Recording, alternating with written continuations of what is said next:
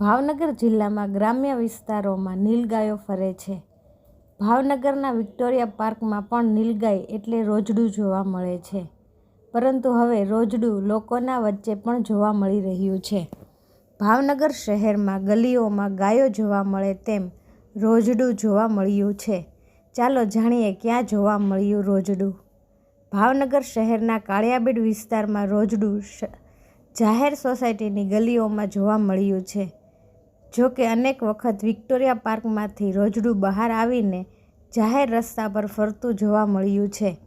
ત્યારે ફરી એક વખત ભાવનગરના કાળિયાબીડ વિસ્તારમાં પટેલ પાર્ક 2માં રોજડું જોવા મળ્યું હતું. જાહેર ગલીમાં ઊભેલા રોજડું સૌ કોઈ માટે આકર્ષણનું કેન્દ્ર બન્યું હતું.